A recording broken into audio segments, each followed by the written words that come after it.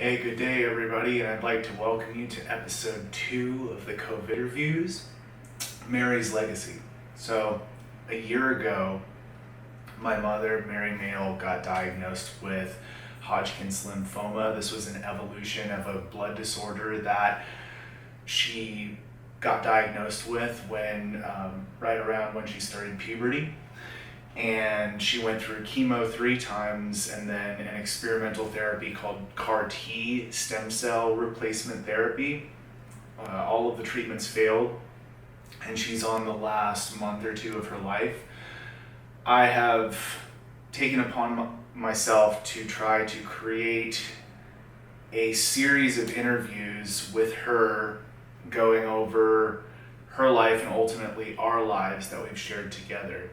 It is going to be a multi-part series, and we're going to explore a variety of topics together, from relationships, marriages, passion, purpose, meaning, addiction, recovery, trauma, and travel.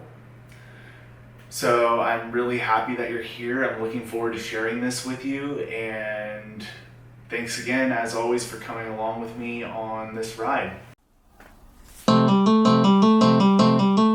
If you've ever stopped to think that you might be on the brink, then I'm cycling around the world for us both. And then maybe if you like, I'll take you on my unicycle. Join me on this cycle of growth. On my cycle of growth.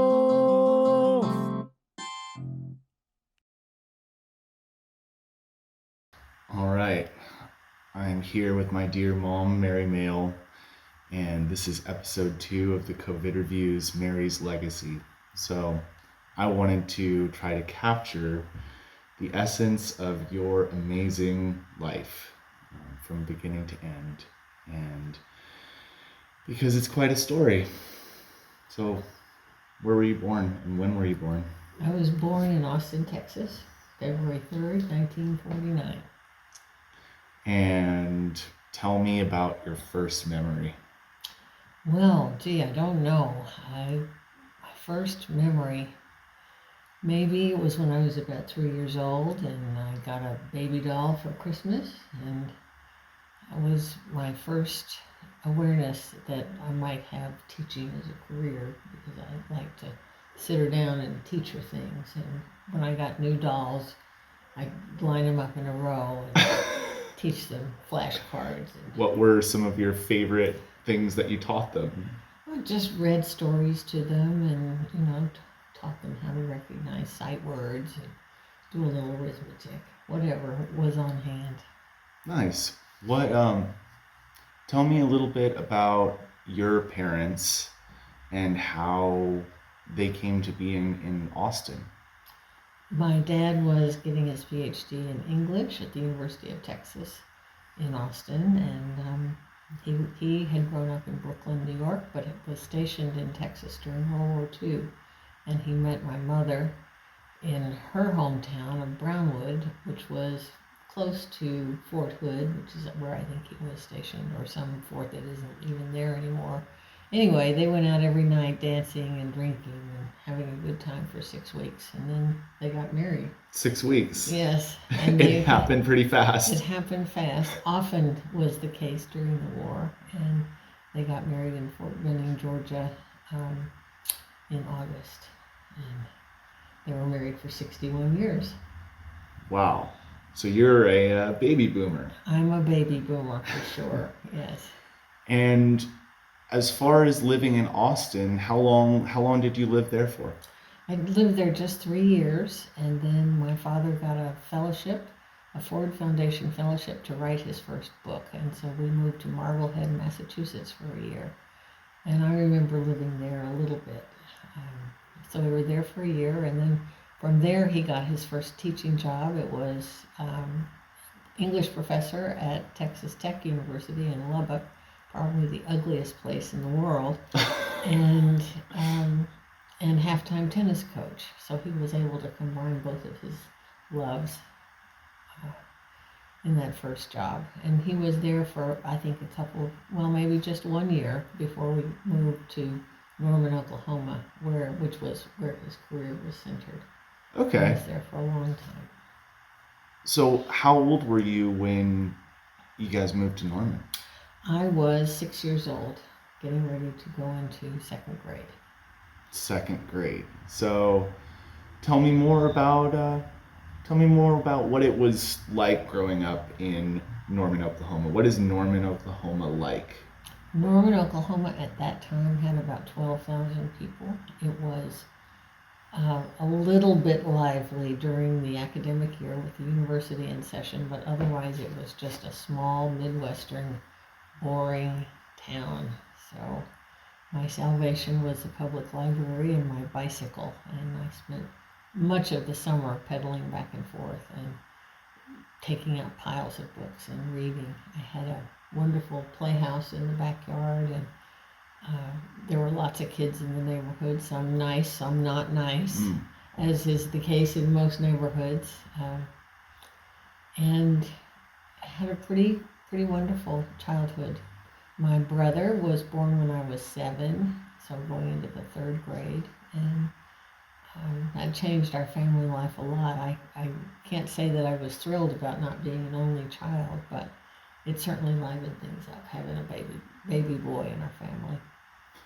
What were your parents like? My parents both loved to read and write and sing and dance, and they liked to entertain because there was no place to go. There were no restaurants of any measure in Norman, so most of the action was in people's houses.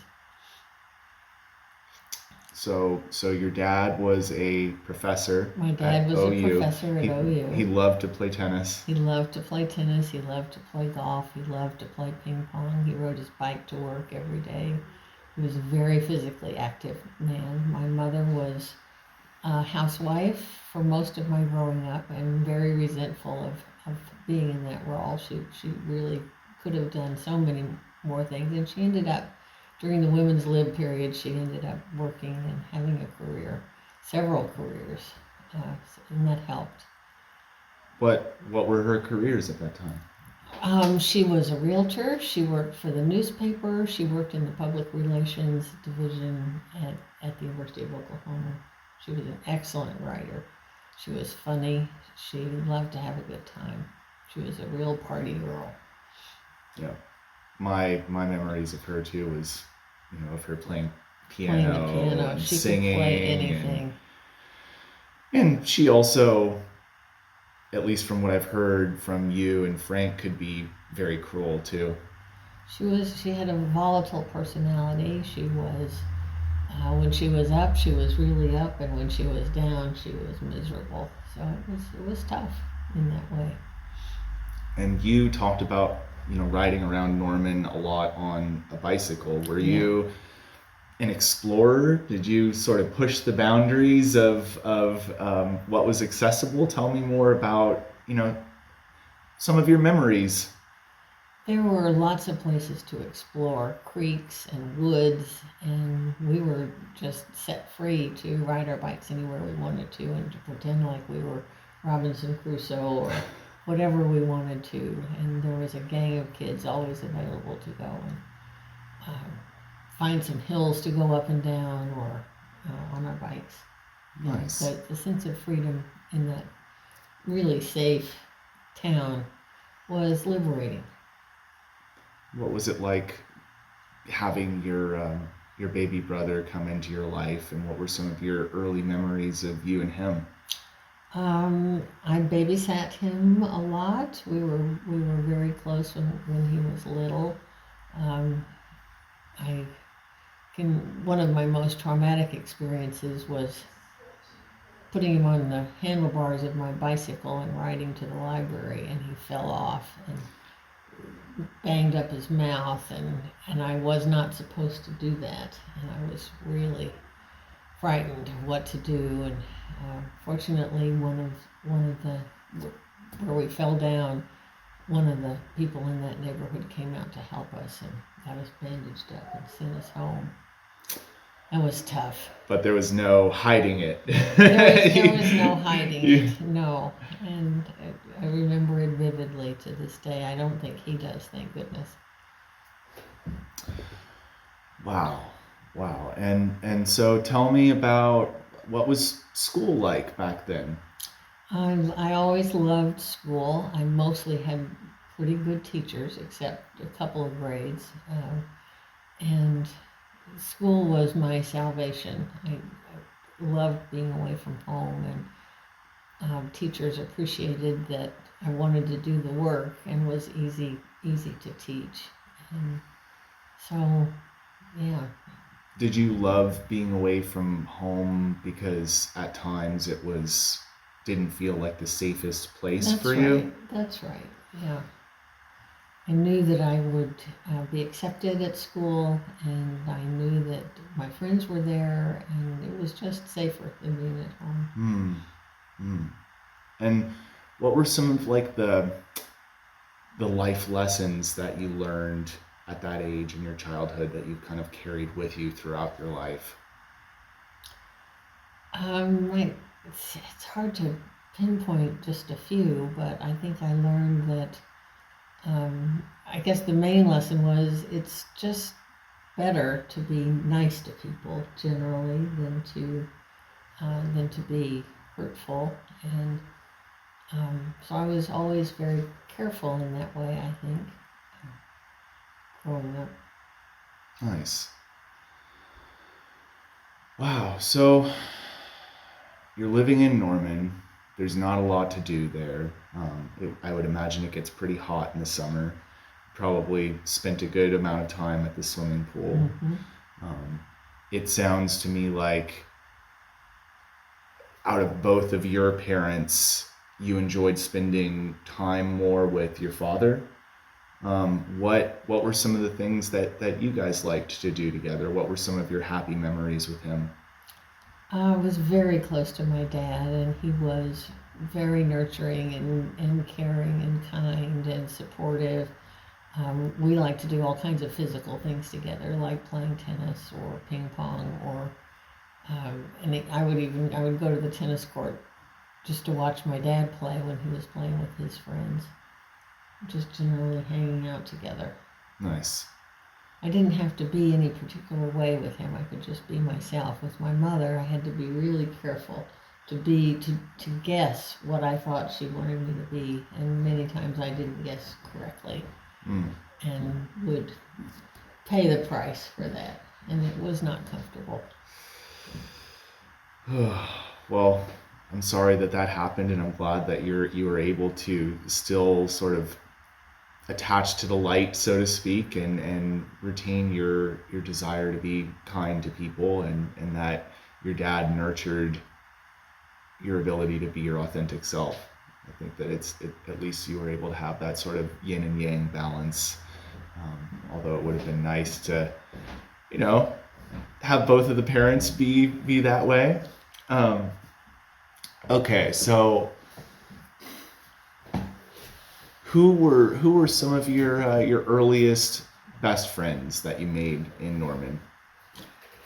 My first friend was Susie Bumgarner, who lived next door to me. Her uncle was James Garner, the movie star, and really? Yes. From Rockford Files. From Rockford Files. He came to our school one day, and it was pretty exciting. Her parents were, well, difficult too. She had a difficult childhood. Anyway, we were best friends, but my real best friends came in 6th grade when I was moved out of Jackson School. I had a horrific, ignorant, mean-spirited 5th grade teacher, and my folks thought I needed a better situation. So they moved me to the University Lab School, and that's where I met Susan Holland and Susan Luttrell. And Susan Holland, of course, was the primary influence on me my entire life. Oh. And she, more than anyone else, taught me about kindness and compassion and generosity and acceptance and imagination and risk-taking, and just she got me through my life. So, speaking of Susan Holland, Susan, do you want to come and say hi and explain some of your favorite childhood memories? Oh my. Okay.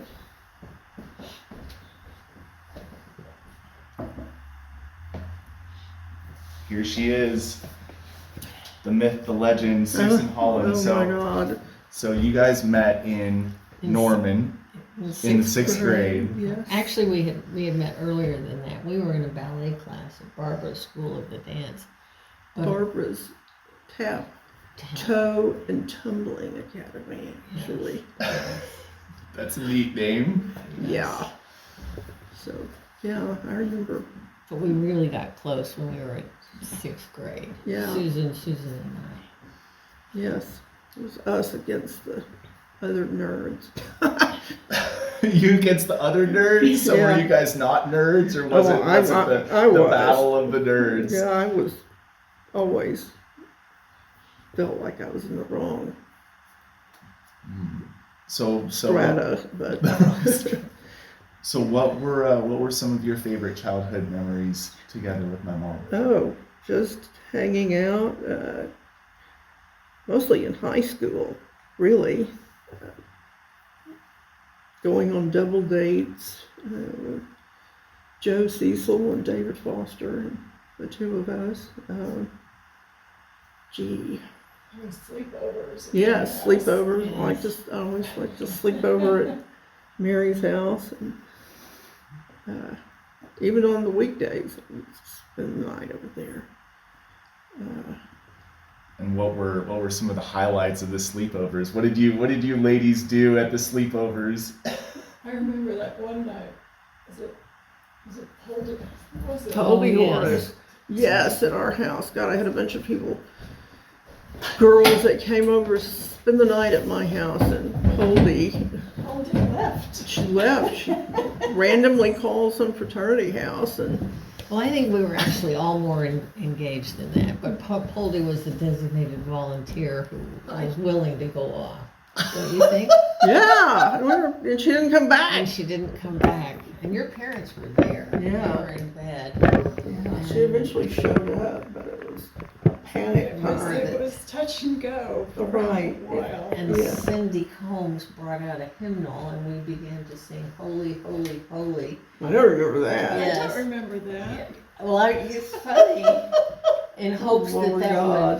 would, promote Return. some miraculous return. It must have worked, yeah. And I remember too that her jeans were too tight; she couldn't zip them up, and we were worried about that. Yeah, that would be a problem. But we did.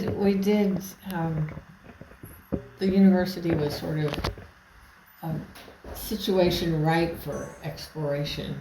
Yeah, we did. We would go roam around all of the OU buildings, usually on the weekends or in the summer when no one was there. That's right. Climbed up a fire escape one time. Fire escape? The kind that folds up. Yeah, I don't know what we did with that. Wow.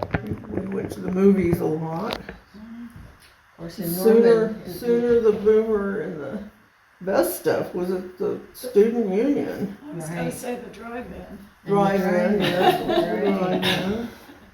That's where the good stuff was going. Yeah, you bet. Wow. Okay. So, high school. Yeah. What was high school like in Norman? And this was that where you met Ed Dixon? Yes. Well, I knew Ed going back to junior high because he and I were in junior high. Ah, Okay. and, All right. in chorus together. Yeah. And so you guys made a lot of good memories in high school. What was that like in small town Norman? Was it a big party town or well, it was for the OU students, that's for sure. Well, like any place, there were various stratas. Like my parents and their friends certainly had a very active social life. So did mine, actually. Yeah, but then there were other areas that A lot of didn't. fundamentalists that didn't Yeah. drink Oh, or well. total or approve of those Yeah. who did. Yeah. Mm. I think there's the stereotypical town versus gown as well. Mhm. Faculty, families, kids tend to stick together or have a certain label attached to them, and people from town were different. That would be me. Yeah, you were a You. townie, but you were also an intellectual. And your They made parents good were. grades and yeah. Yes. My dad was everyone's attorney. Yes, That's right. True. That is If they true. were smart. Yeah. That's And so what was I mean, you guys knew Frank as a little boy too. Yeah, I what was he did. like? What was he into? Oh, he was just a pest. Yeah, he Well, he was. was that much younger than us. Yeah. I remember when I was in a carpool going to university school, and I was 11, so he would have been about 4, and I was trying to make my way into this different social milieu, Mm-hmm. and the carpool came to drop me off, and Frank toddled out from the house and pulled down his pants and peed right there in front of everyone.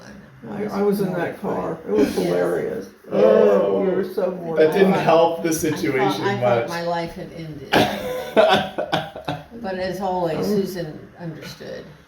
Oh well, of I remember course. you went inside. He's doing it again. And your mother came and snatched him up. Yes, it was too late. Yeah. Oh, okay. So tell me about the summer camps. Did you guys go to any summer camps together? We went to an Episcopal. Did you go to that Episcopal church at summer camp? I didn't think so. No, you didn't. Susan and I went to Gold Lake Ranch Yeah, and and then the Colorado. Episcopal one was down in Broken Arrow. Arrow, right, Mm. for a week. But Mary didn't go. She went to some place in Missouri. That's right. Yes. Great, Missouri, So- run by Texas A&M people. And tell me about that experience. Well, it was basically a designed. The camp wasn't, but my getting to go to the camp was designed as punishment for what was considered seriously out of control behavior in junior high. Wait. Tell me Yes. about that. Well- What did they consider to be out of control behavior? Sneaking out at night with boys, drinking. Bud Hill. You drank? when- Beer, 3-2 beer probably. when my folks would entertain or whatever, and there was the remainder of whatever mixed drinks in the glasses, I would pour all the whiskey together and You drink did it. that? Yes. Is this I- recorded? Yeah. Okay. Yeah. Oh. And so that was challenging. This for was my this was parents. junior high? Junior high, yeah. Wow, And- you see, I didn't know this. I remember your parents trying to teach me how to dance, which was Yes. And we had dancing lessons together in high school Yeah. with, her name was Linda. oh yeah, I remember that. Now I forgot With our about her. boyfriends, we had dancing ballroom and sort of rock and rollish Oh, type uh-huh. dancing. We had But a- yeah, so we had a private swimming we teacher did, at one point yes. together. We did in someone's backyard pool. Yes. Yeah, always trying to smooth out the rough edges. Okay, so continue with the summer camp. This was punishment for It was punishment. So I was sent off to a camp where everyone had gone to that camp since they were 5 years old. And so I came in and it was the usual feeling of it's me all by myself and everyone else on another team. We were divided into Kiowas and Kickapoos, and there was competition to the death to win the right number of points to win the ultimate prize. I don't know what it was. And each tribe had a princess, and Oh, it was, really? it was Yeah. just Brutal. it was That's awful. brutal. So regardless of the activity, there was a counselor with a clipboard checking off if your shower was taken appropriately, how you Did they brushed your watch teeth. or They what? watched. They watched. And one night I had done what I was supposed to do, but they dragged me out of bed because I didn't get checked off on the clipboard for taking a shower. And Oh, it for was God's it was humiliating, and it was horrible, and it was 5 weeks long. Oh. God. You know, part of my punishment, I think, I don't know, was not to be able to go to camp with Susan or do some of those fun things, and I just We would have had a good time. Yeah, we really would would have. have been better. Yeah. So your parents knew the people and things that you really enjoyed, and as a punishment tried to sort of separate you from those people and Well, things. Yeah. of course, they would tell it a different way. They wanted to keep me on the straight and narrow, and the activities provided by the camp were, fabulous. Tennis and water skiing and all those things. But done when you have zero friends and when everybody else is on an Olympic level, when you're coming from the Norman, Oklahoma variety of experience. It was very, very tough. Yeah, Mm. So I was glad to get to high school. yeah, me too. And did you know, Mom, like from like how has your purpose towards wanting to teach, how has that evolved? How did that evolve through your childhood? Like earlier when you were talking about lining up your dolls and teaching Yeah. them, what was the progression as you grew up? Well, Did it you wa- always it know wasn't- in your No, heart? it wasn't a complete progression because in high school I got one of my favorite teacher really got interested in me and encouraged me, and I decided that I wanted to be an interpreter at the UN and learn lots of languages. Virginia Bell. Yeah, Oh, Mrs. yeah. Bell, and I was really motivated. So the teaching was sort of a realization that there was no way I was going to be good enough to be an interpreter at the UN or have a clue about international politics. I don't know. It was weird. Interesting. So did you, oh no, you're fine, Susan. Actually, scoot a little bit more to the left. There you go. So tell me about traveling. When did you start traveling, Mom? Like what were some of your earliest trips that you went on with your parents? You went to Boston one summer. We Seattle. went to Seattle the summer after I graduated from high school, and we did family trips to Austin and to the coast, to the Gulf every year. Hi. But that was my mother's trip. We went to see her family in Austin, and we always went to the beach, which I absolutely adored. Warm water and waves and Yeah, stuff. me too. Well, you're an Aquarius, right? I'm an so, Aquarius. So that just put me in the water for sure. But the trip that really set me on my course for traveling internationally was the trip after my sophomore year in college with my dad. We went to England and France and Switzerland for 6 weeks. 6 weeks. Yeah. And so I'm what? so jealous. Oh my gosh, what stuck out on that trip? I mean, I bet those were some really happy memories because you were so close to your dad. Yeah, we had a really good time. We had lots of adventures. My dad was,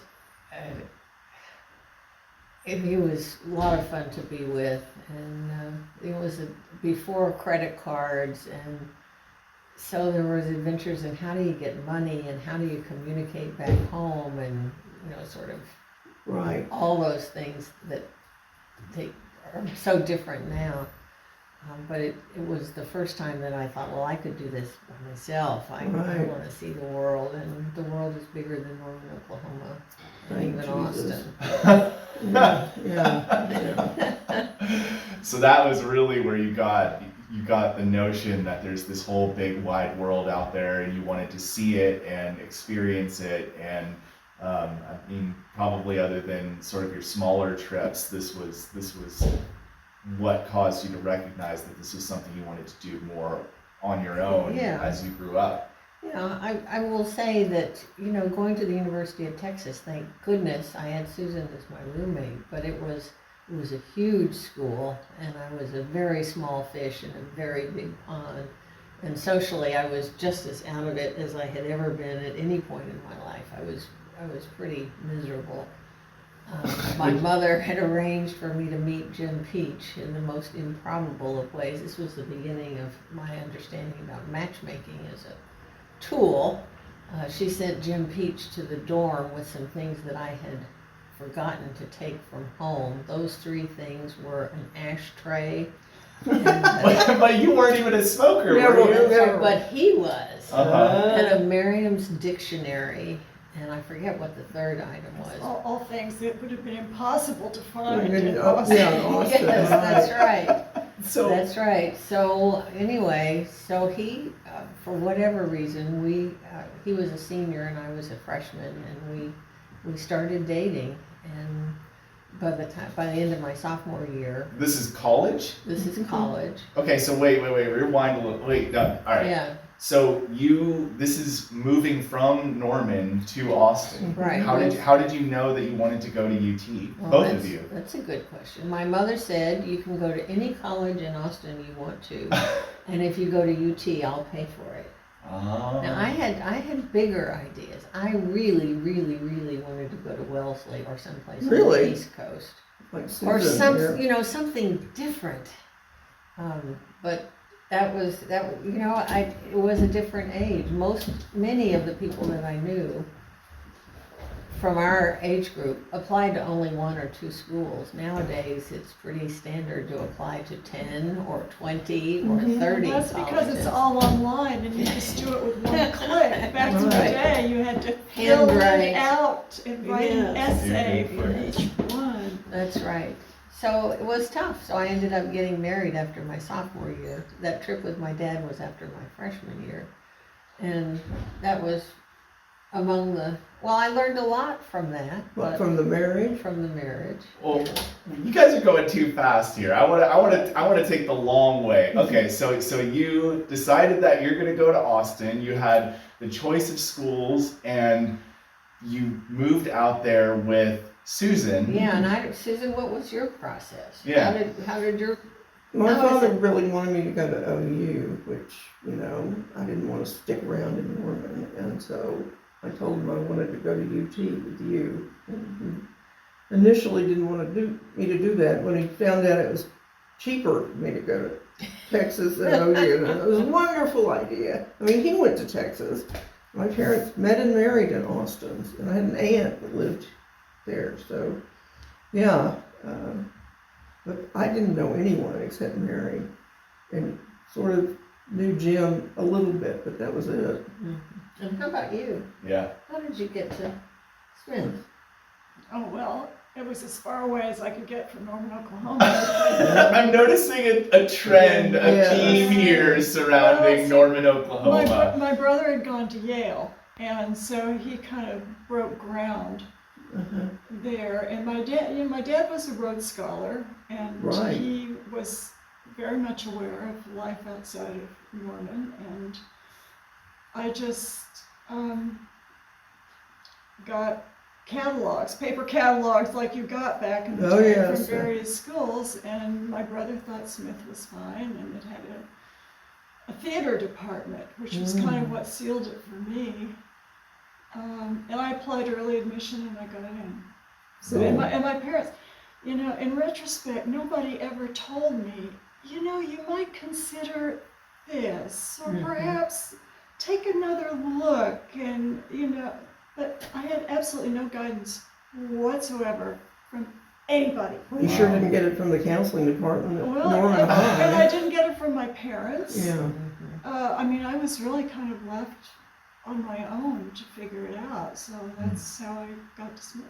Well, you could have done a whole lot worse. Yeah, and I was just gonna say, and you did figure it out. That's really admirable. Well, I figured something out. Yeah. I don't know An that it exit was, from, you you went know, to a good school, there's- far away. but there are a lot of days when I think I should have stayed in Norman and gone to OU and taken a completely different path. What path?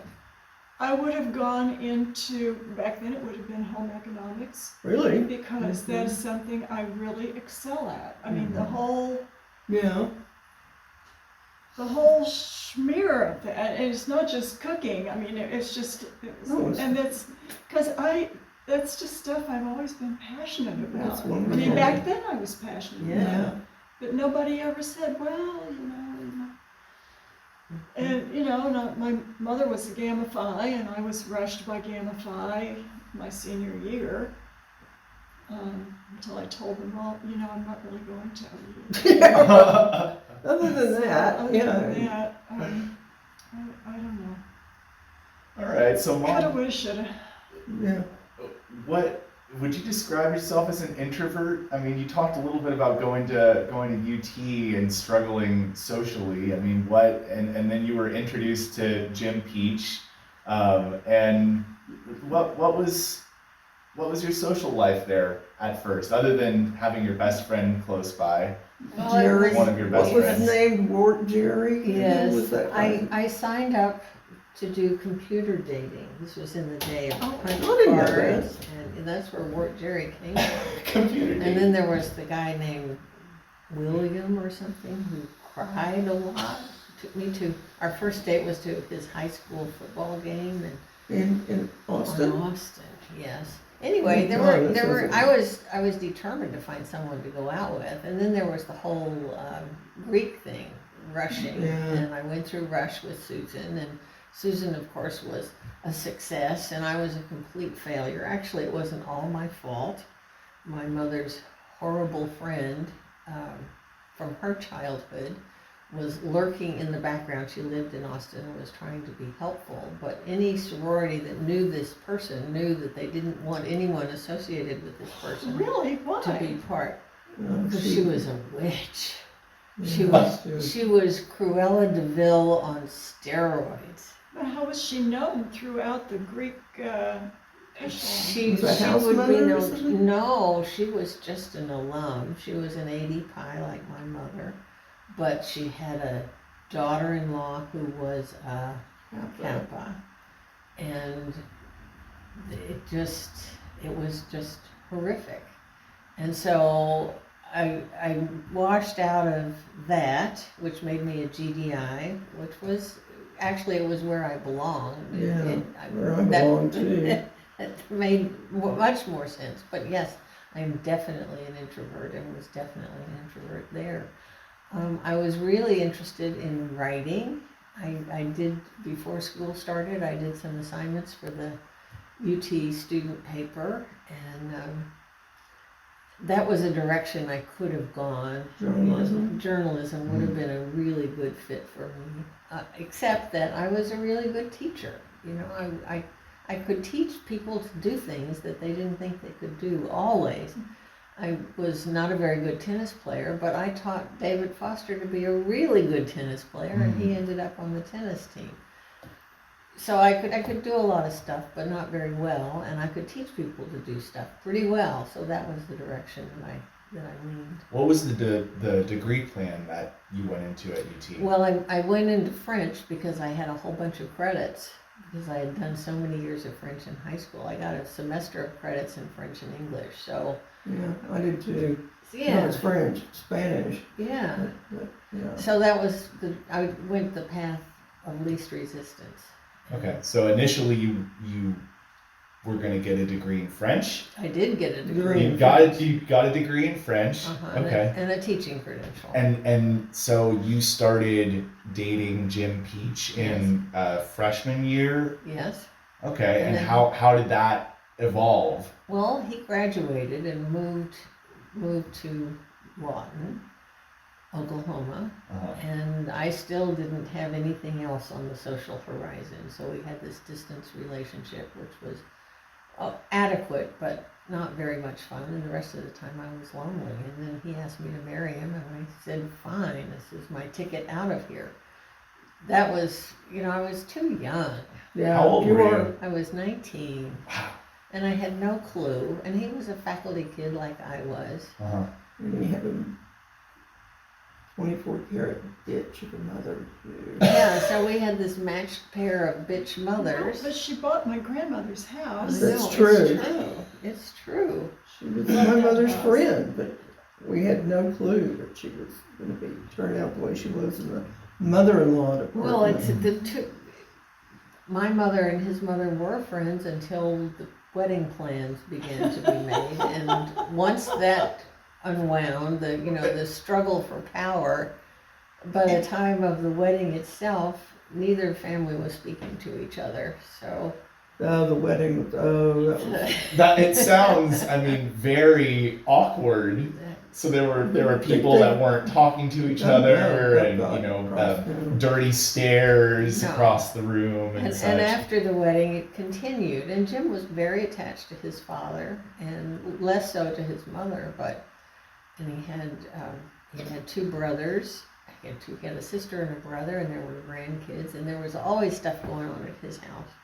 Anyway, we would come back to visit Norman, and my mother would stand at the door with her watch, and she would say, "You have been at the Peaches for 3 hours and 22 minutes, and this is all you're going to have for us is an hour and a half?" I mean, it was just torture.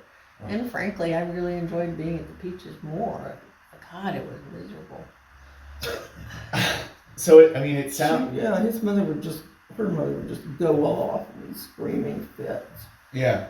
We were there one time when she did. We were going to go to Oklahoma City shopping, and she blew up over nothing. She didn't- Welcome to my world. Yeah, Susan and I were like, God damn, this is really bizarre.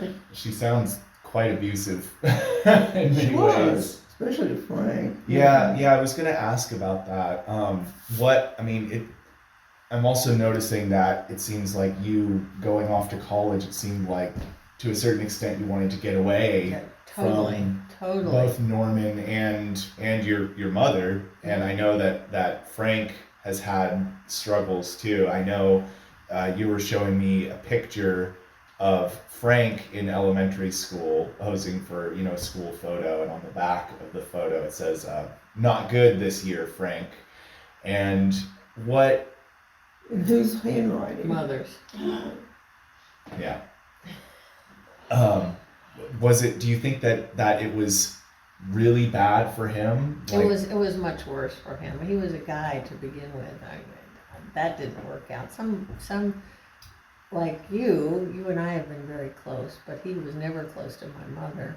And in my father's world, you hit a ball and you read a book, and if you didn't do those two things, what was there to do? Or Frank to discuss. Or you're right. Frank was not strong in the school department, and he was not strong in the athletic department. So what they did have together was music. They played guitars together, which was his salvation, and still is today. He blamed you for leaving him. Yes. Yeah, She was 17 years old. She was supposed to. What the hell was she supposed to do? Take Right. him to Austin? Hide him in our closet in the dorm? Right. Yeah, he's spoken about feeling abandoned by you when you went off to college, or at least that in his eyes, I think that he thought that you didn't reach out to him as much as he would have liked. I mean, the underlying theme with Frank, and I think this is understandable, is he just wanted a connection with you, more of a connection with you throughout life. But yeah, he's spoken many times about how abusive grandmama was, Yeah. and his challenges. Wow. So But I did provide the model. When you're 17, get the hell out of Norman, Oklahoma. He could have done Back it. and leave, yes. yeah. But Yeah. he didn't know do it. how. He didn't know how. So When did he leave Norman? When he came here? I mean, was there any interim place that he went? Not really. Not really. So you were at UT. You were married to Jim Peach. Were you also in a sorority at this time? No, I was never in a sorority. You were never in a was- sorority? That was part of the GDI thing. You know what that stands for? No. Goddamn independent. Oh. I washed Well- out of Rush. I quit the sorority Okay. except sophomore year. I didn't want to go to chapter meetings. I wanted to go out and drink beer with guys. I didn't want to. Showing good sense. Yeah. And they didn't have sororities at Smith. No. How smart is that? Social clubs, anything like that. Oh, yeah. Literary. Oh, yeah, there was all that, and yeah, there was that. Yeah, they didn't have them at Rice either. That's where my husband went. Mhm. They had a college system where I think they had at Princeton. People live together And at Yale too. and eat together. And, Yeah, Yale also has fraternities. yes.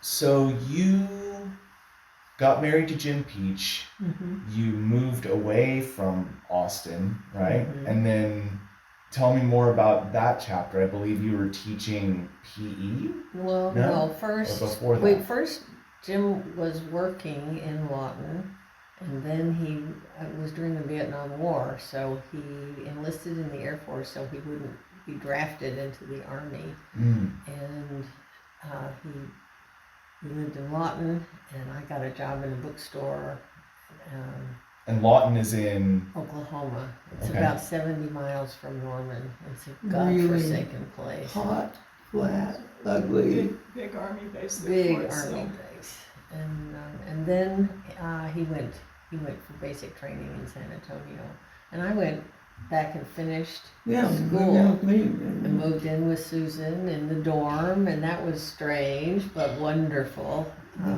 It's Different dorm. different dorm, and then I got the chance to. I finished all my degree work and my credential, and I had a chance to teach in Crystal City, Texas, which combined my sort of political left-wing sense with my desire to teach. And because they didn't need French teachers in a migrant farm worker community in South Texas, they did need a junior high girls PE teacher, which I thought I could do, having been a camp counselor. And that was fabulous. It was wonderful. You know, I was sort of set free from the marriage during the week anyway, and learned a lot. Yeah, right. That certainly is the thing.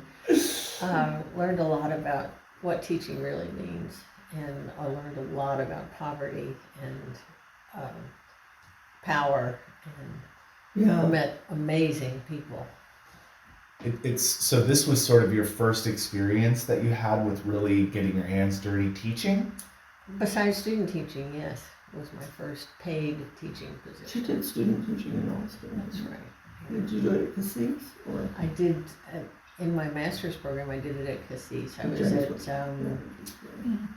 what's the high school? McAllen High, yeah. Wow. Okay, so you were only teaching PE, or were you teaching French too? No, only PE. Okay. Yeah, we had a trampoline, so I had never done trampoline before, ever. But the woman you who go late, you would go over. Yes, you That's would have had right. experience. You see, Really it's killing yourself. Right. Yeah, Yeah. somersaulting off and breaking your neck. Yes. And so did the students want you to actually demonstrate on the Sure, trampoline, sure. how it's done? My good fortune was that the woman who lived next door to me in this little apartment thing was the high school PE teacher, and she had a credential. So she would coach me, tutor me about, and she did a lot of the demonstrations for all of the students. So it was great. Nice. I was really lucky. We got to be good friends. That's awesome. I'm glad that you had that Yeah, I had some instruction. su- I had It's some nice support. it's nice to have help. It is nice to have Especially help. when you're attempting to do something new. And so at this time you're having basically a long distance marriage Yeah. with Jim Peach. What was sort of he's not currently your husband. Were you having some second thoughts about the marriage at this point? What were some of your feelings about where you were at that? It was the 60s and early 70s, and Uh-huh. I was having second thoughts about everything. Everything, because there was a sort of shift and transformation in gender roles and stuff like that. That's right. So tell me more. Well, so we got to the place. He got out of the Army. From there, I moved back to San Antonio after just 1 year in Crystal City. He was going to get out of the Army. I took a job as an elementary school teacher in a Catholic school in San Antonio. I didn't know that. I didn't know that either. Yes. I taught 4th, 5th, and 6th grade ungraded elementary school. that my high school French credential did me a lot of good there. But I learned how to do it, had a lot of good coaching and support. And he got out of the Air Force, and we both applied to grad school and for fellowships. And I got mine, and Jim didn't get his. So he said to me, well, my career will obviously be more important, so you'll just go back to work as a secretary and support me, and that's the way it works. And I said, well, no, actually it's not the way it works. I want to go to grad school too, so I'm not going to do that. And that was just part of what had been developing over the whole time we were married, which was just 5 years. We had no kids, we had no belongings, we had no debt.